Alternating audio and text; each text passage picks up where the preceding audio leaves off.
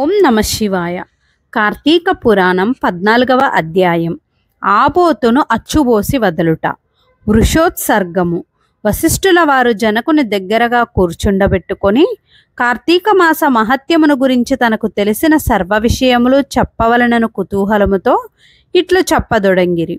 ఓ రాజా, కార్తీక పౌర్ణమి రోజున పితృప్రీతిగా వృషోత్సర్జనము చేయుట, శివలింగ సాలగ్రామములను దానము చేయుట, ఉసిరికాయలు దక్షిణతో దానము చేయుట మొదలగు పుణ్యకార్యముల వలన వెనుకటి జన్మమందు చేసిన సమస్త పాపములను నశింపచేసుకొందురు.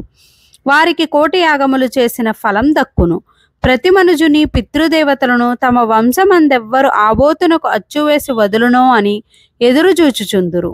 ఎవడు ధనవంతుడయ్యుండి పుణ్యకార్యములు చేయక దానధర్మములు చేయక కడకు ఆబోతునకు అచ్చువేసి పెండ్లి అయినను చేయడో అట్టివాడు రౌరవాది సకల నరకములు అనుభవించుటయే కాక వాని బంధువులను కూడా నరకమునకు గురి చేయును. కావున ప్రతి సంవత్సరం కార్తీక మాసమున తన శక్తి కొలది దానము చేసి నిష్ఠతో వ్రతమాచరించి సాయం సమయమున శివకేశవులకు ఆలయమునందు దీపారాధన చేసి ఆ రాత్రి అంతయు జాగారముండి మరునాడు తమ శక్తి కొలది బ్రాహ్మణులకు సన్యాసులకు భోజనమిడిన వారు ఇహపరమందు సర్వసుఖములను అనుభవింతురు. కార్తీక మాసంలో విసర్జింపవలసినవి. ఈ మాసమందు పరాన్న భక్షణ చేయరాదు. ఇతరుల ఎంగిలి ముట్టకూడదు.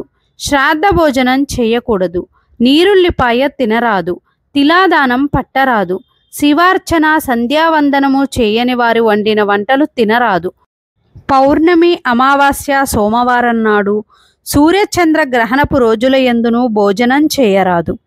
కార్తీక మాసమున 4 రోజులు కూడా రాత్రులు భుజించరాదు. విధవ వండినది తినరాదు. ఏకాదశి, ద్వాదశి వ్రతములు చేయువారలు ఆ 2 రాత్రులు తప్పనిసరిగా జాగారం ఉండవలెను. ఒక్క పూట మాత్రమే భోజనం చేయవలెను. కార్తీక మాసములో తైలము రాసుకుని స్నానం చేయకూడదు. పురాణములను విస్మరించరాదు.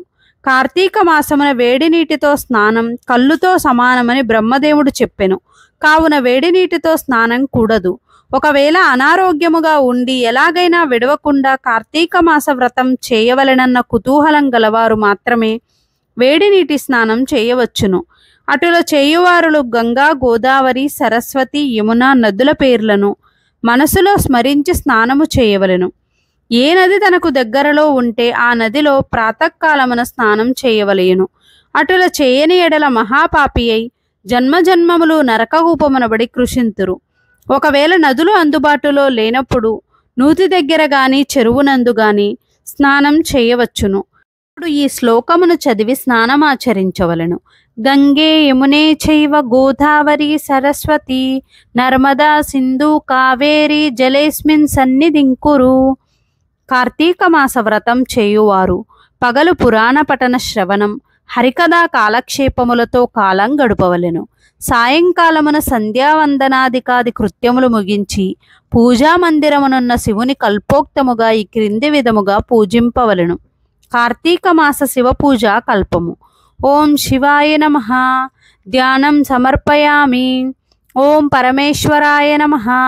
ఆవాహనం సమర్పయామి. ఓం కైలాసవాసాయ నమః.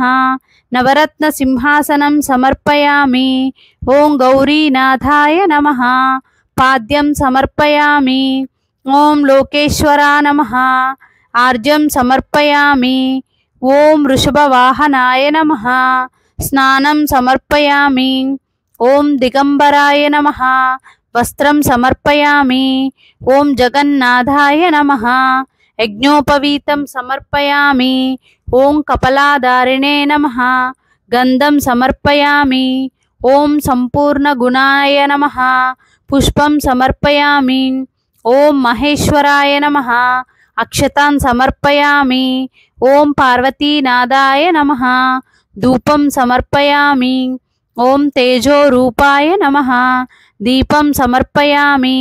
ఓం లోకరక్షాయ నమః. నైవేద్యం సమర్పయామి. ఓం త్రిలోచనాయ నమః.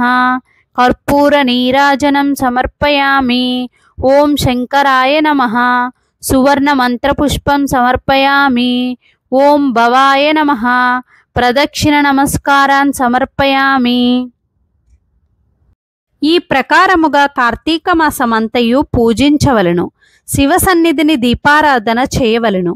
ఈ విధముగా శివపూజ చేసిన ఎడల ధన్యుడగును. పూజానంతరం తన శక్తిని బట్టి బ్రాహ్మణులకు సమారాధన చేసి దక్షిణ తాంబూలాది సత్కారములతో సంతృప్తిపరచవలను. ఇటుల చేసిన 100 అశ్వమేధ యాగములు చేసిన ఫలం, 1000 వాజపేయి యాగములు చేసిన ఫలం కలుగును. ఈ కార్తీక మాసము 1 రోజులు బ్రాహ్మణ సమారాధన, శివకేశవుల సన్నిధిని నిత్య దీపారాధన, తులసికోట వద్ద కర్పూర హారతులతో దీపారాధన చేసిన ఎడల వారికి వారి వంశీయులకు పితృదేవతలకు మోక్షం కలుగును. శక్తి కలిగి ఉండి కూడా ఈ వ్రతం ఆచరించని వారు 100 జన్మలు నానాయోనులందును జన్మించి తర్వాత నక్క, కుక్క, పంది, పిల్లి, ఎలుక మొదలగు జన్మలెత్తుదురు.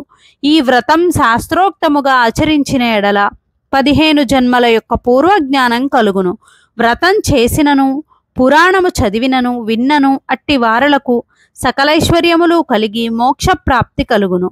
14వ రోజు పారాయణం సమాప్తం. స్వస్తి. ఈ వీడియో కనుక మీకు నచ్చినట్లయితే please like, share and subscribe.